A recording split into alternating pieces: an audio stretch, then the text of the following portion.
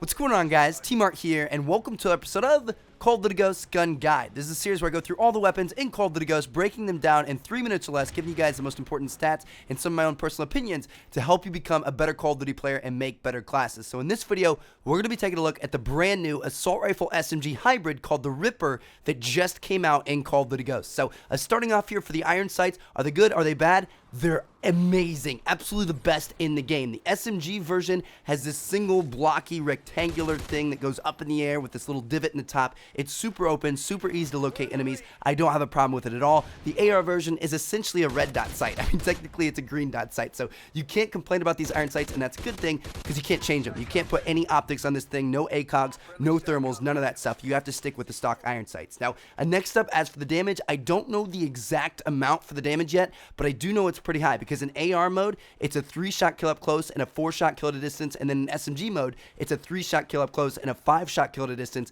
which is above average for both modes. Like, that's good for both ARs and good for SMGs. So this thing is a top tier damage doer in both categories of weapons, which is crazy. Now, as for the rate of fire, I tested this myself, so it might be slightly higher or slightly lower for each of these values, but in SMG mode, it's around 940 rounds per minute, which is above average for an SMG, and then in AR mode, it's around 620 RPM, which is actually pretty slow. So there you go for rate of fire.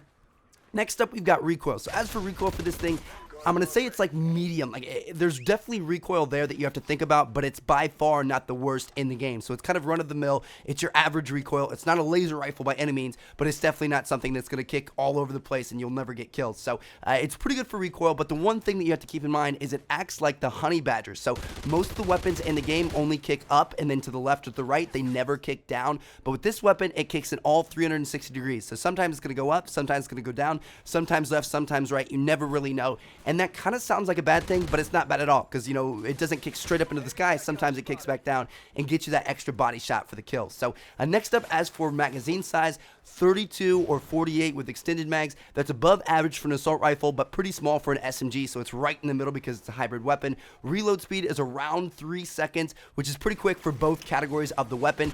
As for the movement speed, this is super important because you move at SMG speed. So you have 100% sprinting speed for sprinting and moving, and then you also have the quicker aim down sight time even when you're in AR mode. So in AR mode, you aim down sight in 0.2 seconds, whereas normally it's 0.3. So that's actually a pretty big advantage. And then finally, for the last part of this video, recommended attachments and perks. Attachments, I like grip and muzzle brake. Silencer isn't bad, but I like having the better damage and range properties. And then as for perks, ready up, sleight of hand, marathon, quick draw, and focus. It's a nice balance in between AR and SMG kind of themed perks. So there you guys have it. We just barely made it under 3 minutes. Hopefully you guys enjoy the video. This weapon is a lot of fun. Like, I really like it, and I highly recommend you guys try it out if you can. It's just, you know, it's a really good weapon. Again, like I said in my previous video about it, it's by no means pay to win, but it definitely is one of the better weapons in the game. And, you know, on top of that, it's a ton of fun to use. So anyway, thank you guys so much for watching. Bunch of great videos coming soon. Check out the other 2 videos you haven't seen yet. Let me know which weapon you guys would like to see in the next episode of Call of Duty Ghosts Gun Guide. And catch you guys later.